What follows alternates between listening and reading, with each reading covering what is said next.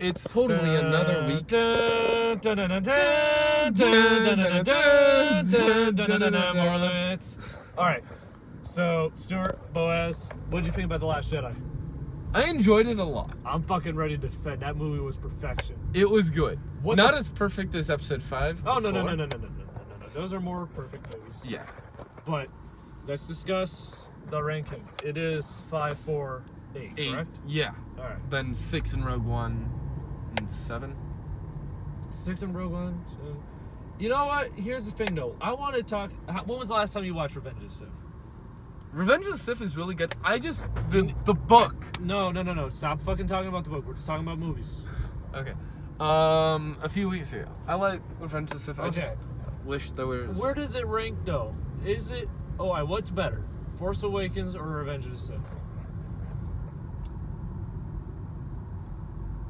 I think it's a hard discussion. It is. No, because basically there was so much setup in the first 2 prequels, and basically 3 just is payoff after payoff after payoff. I will say they got Tarkin better than Rogue One did. They did CGI Tarkin. Yeah, you know what? Here's the thing. I've seen Solo. Fucking Darth Maul shows up. Everything Rogue One did was better than Solo. Yeah. We'll do a Solo podcast later, but... After I've seen it, but, let's just discuss the fact that Rogue One did Princess Leia cameo, Tarkin cameo, Vader cameo, what was his name? From Alderaan. Oh, Bail Organa. Yep, And Obi-Wan name drop. What about your Jedi? Right. Phenomenal cameos. I will say R2-D2 C-3PO should have been the rebels running to Vader bumps into C-3PO R2-D2, not them on the tarmac going, oh, who told us they were taking off? I thought it was fine. I wasn't bothered by that scene. A lot of people were. But, it just continuity-wise, it I don't know how they got onto Tantive, which was then inside the ship that took off. I would like to think that they were inside of another ship that got blown up and they escape podded and then got picked up by Tantive. I would think that would be fun. Have you heard the discussion of what it's actually called? Tantive or Tantive? Tantive. I don't... It was a Rooster Teeth discussion. Yes, I know. That's why I'm remembering. I can't fucking remember what they decided, if it was Tantive or Tantive. Because they called Blaine out on it, which is fucking great. I think it's best... Blaine, I love Blaine. Right. Yeah. I think it's best to call it Tantive 4. Tantive 4, yeah. That's right. Yeah. That's why we don't fuck up. Yeah, Tantive 4. But, this is turning into a Revenge of the Sith podcast, actually. But, alright, Revenge of the Sith. Oh. No, fuck you. We can do that next. Where does Revenge of the Sith rank? Because, honestly... Alright, tell me what's wrong with the movie. And don't fucking bring up the book. I don't want to hear that shit. This is movie only.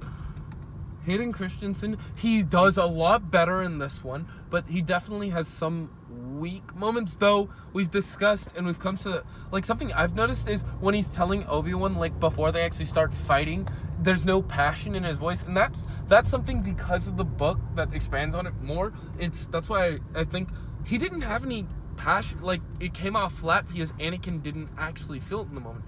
His eyes didn't truly turn Sith yellow till he was burning and he's yelling, "I hate you." No. It turned Sith yellow after he killed everyone in that room in Mustafar, and then it turned back.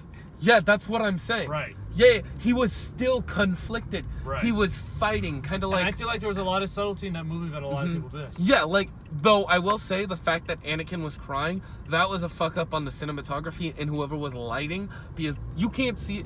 It's really hard to see that, if you didn't know, when he's about to murder, when he kills all the kids and when he's about to murder everyone on Mustafar, he's crying. Yeah, no, it's not. And then when he gets in the action, it's his very eyes turn clearly yellow. seen. Trust me, I just watched it. I saw it clearly. I don't know. I think so many people definitely, they needed to pump the hate brakes, Thanos, right? Yeah. Honestly, great line from the trailer that they didn't include in the fucking movie. Oh yeah. Why? Oh, dubstep never dies. Oh my god, that movie was just I forgot dubstep existed. But going back, Revenge of the Sith has a lot of... it's definitely the best of the prequels. Oh no, there's no doubt. Everyone were like, and it's. But it's undeniable that Revenge of the Sith is amazing. And that's the thing. They always say best of the prequels, which doesn't mean anything. Yeah. I'm asking you, why is Force Awakens better than Revenge of the Sith? I haven't said. I'm thinking about it. 7, 3. Maybe. Definitely, like I said, the best villain of the 3 movies. General Grievous is far better than Insidious. Maul. No. Insidious is the best of the entire saga. Yeah. But I'm talking about just like a one-off Senate. movie. For a one-off movie, it's Grievous. Like, he was fucking awesome. And you're just General Kenobi. My problem with Dooku, great character.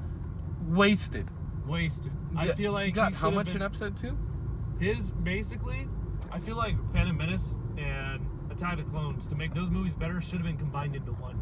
Basically, you should have had Count Dooku show up at the end of Phantom Menace and then be a villain throughout episode 2. So by the time episode 3 comes and you kill him off in the first 5 minutes, there's something there. And that goes for the entire Clone Wars. And don't start the Clone Wars at the end of Attack of the Clones and then end it at the beginning of 3. There's nothing in the movies. I want that explored in a movie. I understand it's done in the Clone Wars show, but I want it in the prequel. The Clone Wars are so integral to the plot of the prequels that it's a crime that it's not included. Yeah. We don't need the inciting incident of Naboo to take up the entire Phantom Menace. The whole Naboo shit should have been the first act. Because what happens before the invasion of Naboo? Nothing. We're just fucking around on Tatooine. We're fucking around on Coruscant. They also should. What they should have included is like one. I think this is going into Legends. There was a book about why Chancellor Valorum got ousted because all we know is Palpatine is senator and then he's chancellor. Well, no, it was because he was weak. Like, they do provide. It's why it's still a good movie. They provide explanations because he was weak and he wasn't willing to act. Yeah. And honestly, it was ahead of its time. A lot of people criticize it, but when you think about it, a president or a chancellor or a leader taking advantage of terrorist attacks to pursue their political motivations is exactly what happened with 9/11. Palpatine? Oh, bro. And then I feel like they should have done a bit more of Anakin's Jedi training. Like you said, the whole Naboo and Tatooine should have been like more the first act. In the huge time skip between episode 1 and 2, it's like 10, 15 years, something like that? Yeah, no, 10 years. And here's the thing. Having Natalie Portman play Phantom Menace and Attack of the Clones is just weird because she was how old? 16. She's like 5 years older than Anakin. Cougar. Yeah. Though, I will say, the whole romance thing, that definitely is... Like, you have Anakin putting the moves on 10-year-old putting the moves on 16-year-old Padme. Dun, dun, dun, dun, dun, dun, dun, dun, dun, dun, dun, dun, dun. We're tone deaf. Yeah. All right. We're back. Revenge of the Sith. What is wrong with that movie? Tell me. I do think Hayden Christensen's acting was a bit spotty. No, honestly, it works in that movie. It works. It's a lot better than with episode 2. It just... I feel Kylo Ren does a much better Anakin Skywalker. I'm not saying Revenge of the Sith is... 100. No, yeah. It's just, honestly, it's an amazing movie, and I can argue for it being better than... Alright. Let's compare Force Awakens to Revenge of the Sith. We have... Very compelling lead in both. Okay, I'm gonna be honest, one of my main issues is that the book is so much better than the movie. No. Fuck off. Stop it. I will hit you. I will get a newspaper, I'll roll it up, and I'll swat you like a dog. I'll be like, bad Boaz. Stop talking about... Is he saying faster? No, he's... Sorry. Someone else. We may be a part of a caravan trafficking... Oh, shit. I don't know what. Posters, movie posters, comic books. We're trafficking my shit right now. Yeah, trafficking comic books. So, to focus on the event at hand of Revenge of the Sith. Alright, so I would say better protagonist in Revenge of the Sith. Okay. Anakin, great.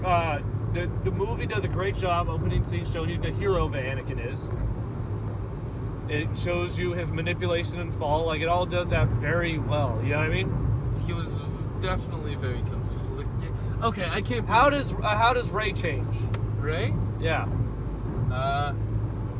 What is her turmoil? What is her journey that Who the hell rivals are her parents? She don't find out in that movie though, so don't count. I want to go back to Jumkey, which I will say a strength of Last Jedi is the fact that she is a nobody. She came from no one. Oh yeah.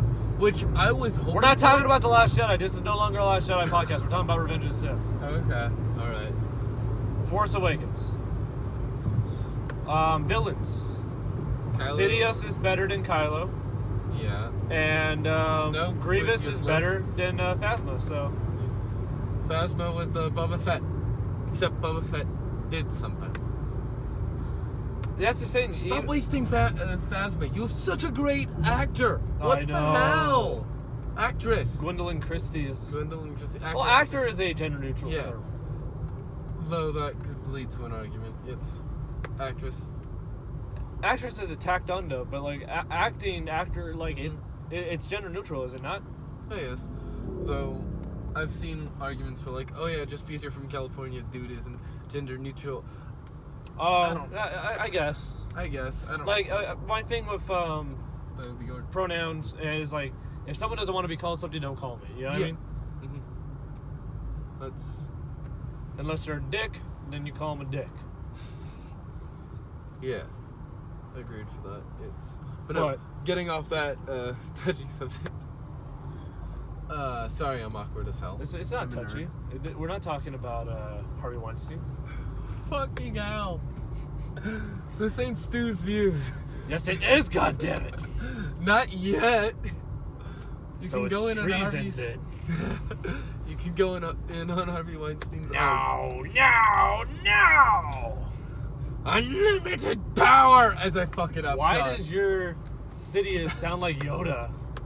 Because Yoda was on Dagobah too long and drink some of that dark side juice Alright, in the quick waters. Last Jedi bite. Everyone bitches about, oh, Luke is a true Jedi. He would never do fucking, when Yoda fails, what does he do? What does He Obi-Wan hides. do? What does Obi-Wan do? They all fucking hide. Drunk Yoda was amazing. Oh, yeah. And Luke goes to save the scripts, and Yoda goes, "No, you dumbass! Don't make the same mistake I did!"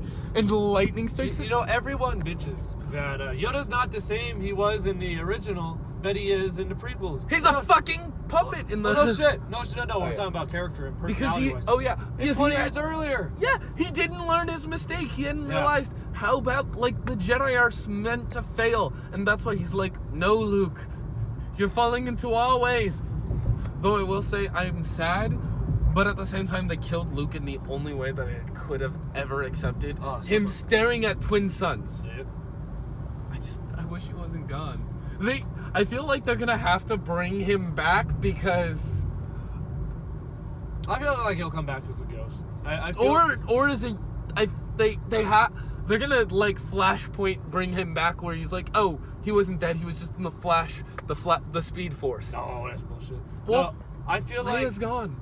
I feel like they'll bring him back as a ghost, and I don't think Mark Hamill hates Rian Johnson as much as the anti-SJWs want him to. I think he just saw his character somewhere else, then Rian Johnson took it, and they disagreed. But at the end of the day, Mark Hamill did a brilliant job portraying Rian Johnson's vision. Which And was then amazing. Mark Hamill made comments afterwards. Right. And it's... He's a guy with a mind of his own, but like at the end of the day, he did a great job fulfilling Rian Johnson's vision. You know what I mean? Which is commendable for an actor. You know what I mean? Yeah. Despite how they feel about the character and how the character should have been, he did his best to fulfill the vision, which was phenomenal. But going back to Revenge of the Sith, it's better than Force Awakens, is it not? Okay. They both have great performances. Though, I will say one thing. We know where the romance is supposed to be in Revenge of the Sith, though it doesn't appear. And then there's romantic sparks between all the leads in fucking Force Awakens. Poe sees Rey and goes, oh. Poe sees Finn. Finn sees Poe, and they both go, oh. And then Rose Tico crashes into the bubble. Yeah. Oh, like, that's the one thing where I'm just like, is this a romantic quadrilateral here? Yeah. What's going on? Well, there was no romantic anything between, like, and for all you guys saying there was in that moment where Obi-Wan goes to Padme, romantic sparks. Oh my god, those are people who hate the prequels and they're trying to like. What are you fucking talking about? That's Obi-Wan going, do you not understand what monster he's become? Dude, that scene is so fucking heartbreaking. You know what? Yeah, because they both love Anakin in their own way. I will say, you know what I was disappointed in Revenge of the Sith? Mm-hmm. And I don't feel like it hurt the movie, but I feel like the movie could have been better if it did have it. Padme forming the rebellion. Yeah, they cut that scene out. And she was basically pregnant housewife throughout the entire movie. Mm-hmm. And again, it doesn't hurt the movie because the movie stands on its own. But I feel like it could have strengthened the movie by showing her own character. Right. Yeah, like she was badass in the second one. And then they had that whole scene where she's like, and then when she says, and that's how democracy dies. Yeah. With roaring applause. Just if they had kept that dinner scene between her, Bail, and Mon Mothma from the. And like a lot of this, I guarantee you, a lot of people were like, "Oh, hey, that's Mon Mothma. She's really good. Why haven't we seen her before?" We should have. She just had her scenes cut. Yeah. Though part of her scenes getting cut was there were a bunch of powerful Padme scenes they cut, mainly because they cut out an actress out of episode 3 because she posed for Playboy and Lucas was like, "No," and cut her scenes out. I didn't know that. Yeah, That's she was in. She was.